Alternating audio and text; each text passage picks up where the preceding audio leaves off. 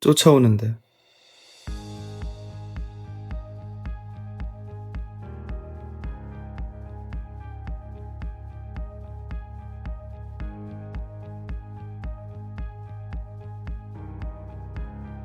잠시 후 소녀가 기도하자 하늘이 맑아집니다.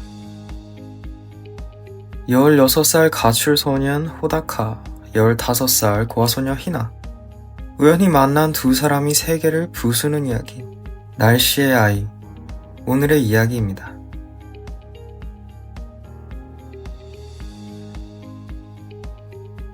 먼저 한 가지 질문을 드려볼 텐데요. 기찻길의 왼편에 엄마가 묶여 있습니다. 반대편에는 태어나서 처음 보는 사람 100명이 묶여 있는데요.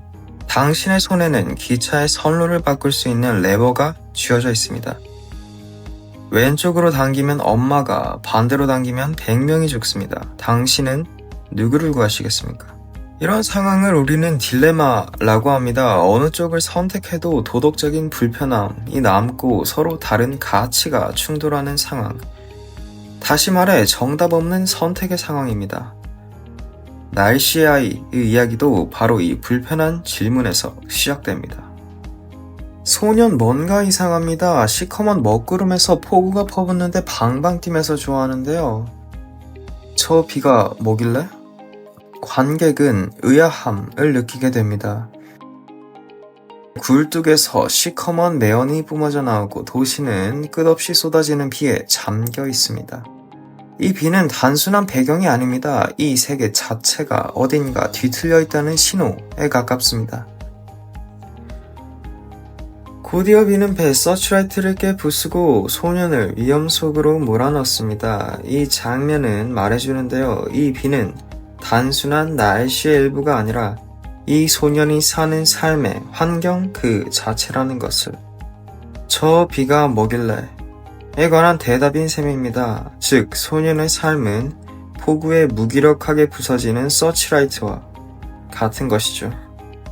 소년은 보호받아야 할 나이지만 이미 사회의 테두리 밖으로 밀려나 있습니다.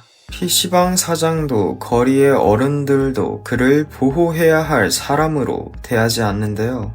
도쿄라는 거대한 시스템 속에서 어른들은 각자의 역할만 수행하는 톱니바퀴처럼 움직입니다. 그리고 소년은 그 시스템 안에서 보호받아야 할 아이가 아니라 그저 처리해야 할 작은 오류로 여겨질 뿐입니다. 소년은 도움을 구하는 대신 외로운 싸움을 이어가기로 합니다.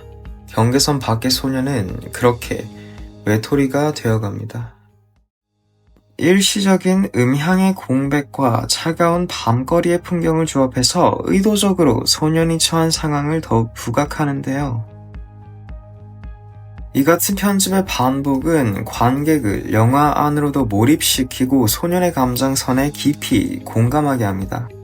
잠깐의 공백 후 누군가 소년에게 햄버거를 건넵니다. 그 사람은 히나인데요.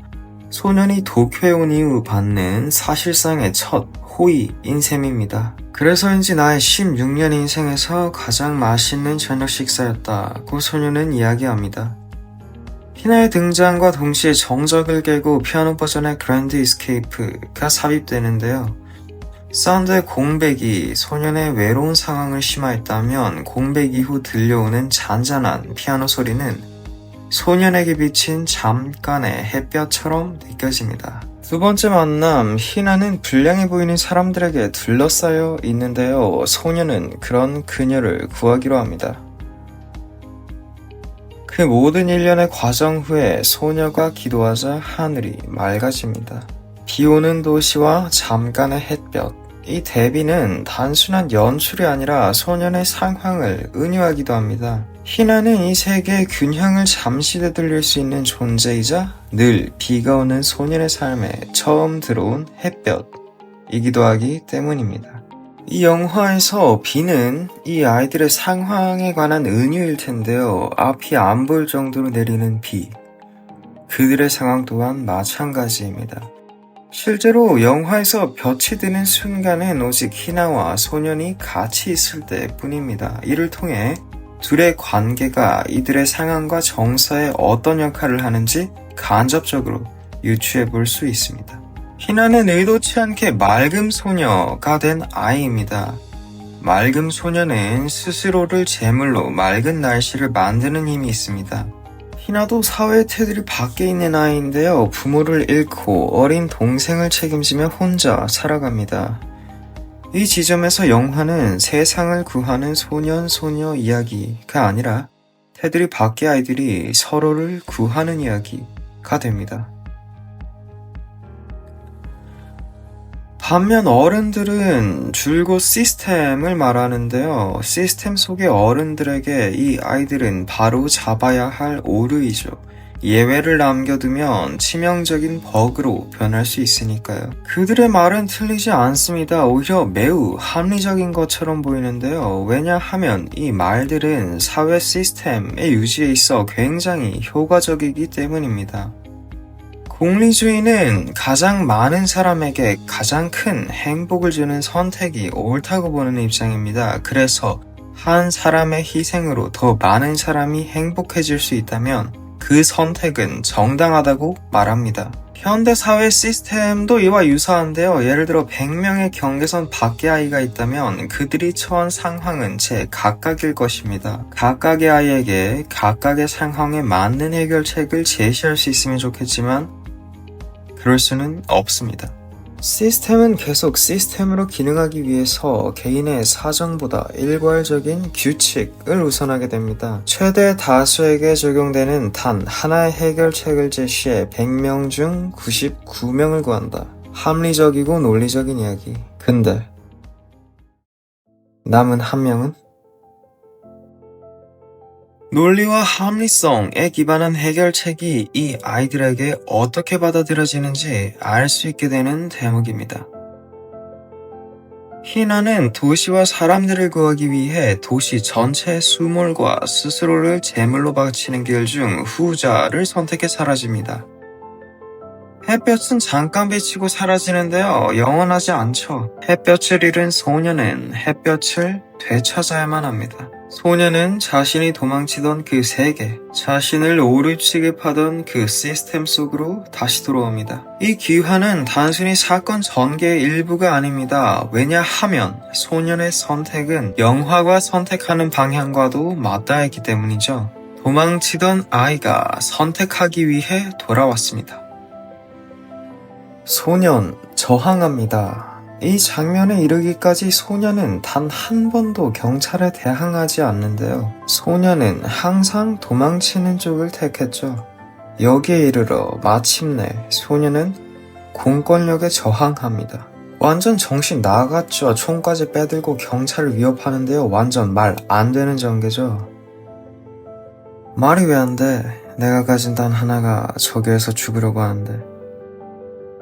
엄마 대 100명 정답은 없죠. 그래서 딜레마일 텐데요. 희나는 100명을 구하기 위해 스스로를 희생하는 선택을 하고요. 소녀는 그 선택을 거부하고 희나를 구하려 합니다. 이 지점에서 영화는 가장 큰 대중적 비판 앞에 서게 됩니다. 이 선택이 납득이 되지 않는다는 것인데요. 여기에서 한 가지 질문을 드려볼게요. 희나에게 다다르게 됩니다. 그리고 이야기하죠. 같이 돌아가자고. 희나는 망가지게 될 도시 이야기를 하면서 망설이는데요. 소녀는 그녀에게 더 이상 맑은 소녀가 아니어도 괜찮다고 이야기합니다. 희나는 눈물을 보입니다. 어쩌면 이 소녀에게 필요했던 것은 세상을 되돌릴 힘이 아니라 의도치 않게 짊어진 세계의 무게를 덜어줄 한마디였는지도 모릅니다. 그러니까 이 아이는 맑음 소녀기 이전에 그냥 소녀인 것이죠. 앞으로는 스스로를 위해서 기도해 라는 소년. 희나는 웃음으로 답합니다. 이 지점에서 희나에게 맑음 소녀 같은 타이틀은 애초에 중요하지 않다는 것을 확인할 수 있는데요. 그럼 희나는 왜 산재물이 되는 선택을 했을까요? 희나는 소년에게 너도 이 비가 먹길 바라냐는 투의 이야기를 하는데요. 이건 이미 그녀가 사람들이 원하는 바를 알고 있다는 이야기죠. 아무도 직접 희나에게 이야기하는 사람은 없지만요. 그러니까 그녀에게 있어 한 사람, 대세계 같은 이야기는 이미 의미 없다는 말이 됩니다. 사실은 모두가 그녀가 희생해 주길 바라니까요. 그게 합리적이니까. 따라서 그녀의 선택은 선택이 아니라 선택을 가장한 강요에 의한 게 됩니다. 이건 당시 관객들의 태도와도 유사할 수 있는데요. 관객들은 단 한 명을 구하기 위해 도시 전체를 희생하는 판단에 의아함을 느끼고 소년의 선택을 비판했습니다. 합리적이지 않으니. 시스템 속의 대중들에게는 이미 소녀의 희생은 선택사항이 아니라 당연한 것이 된 것입니다. 끝에 이르러 이 영화가 맞이하는 또 하나의 비판점이 있는데요. 그건 바로 이 둘의 사랑이 너무 갑작스럽다는 것입니다. 맞습니다. 이 둘의 사랑은 전혀 현실적이지 않죠. 왜냐하면 이 둘의 감정에는 이성이 전혀 개입되어 있지 않기 때문입니다. 삽입되는 노래는 이 둘의 감정 상태의 은유입니다. 그건 이 둘도 스스로의 감정을 정확히 정의 내릴 수 없다는 이야기가 되는데요. 가장 충동적인 형태의, 그래서 가장 순수한 끌림. 다시 말해서 계산되어 있지 않은 감정이라는 이야기가 됩니다. 현실의 계산법이 적용되지 않아서 현실의 벽 앞에 산산이 부서져 언제든 흩어질 수는 있겠죠. 당장 그 다음날 서로 안 맞는 부분을 발견해 끝날 이야기일 수도 있고요. 그럼 이 순간 둘의 끌림은 사랑이 아닐까? 이 지점에서 감독은 둘의 끌림을 사랑으로 정의하기로 하는데요. 이성보다 먼저 움직이는 감정, 그 원초적인 감정이 세상의 논리와 정면으로 충돌하는 순간을 이 영화는 그리고 있죠. 그리고 그 끝에 작은 오류 하나는 거대한 시스템의 방향을 바꿉니다. 그리고 그걸 가능하게 한 건 논리도 합리성도 아닌 사랑이었다고 우리는 알게 됩니다. 소녀의 어깨에 세상이 걸려있는 것을 본 유일한 사람은 경계선 안의 시스템이 아니라 경계선 밖의 아이였습니다. 사랑이 할 수 있는 일이 아직 있을까? 에 대한 대답인 셈입니다.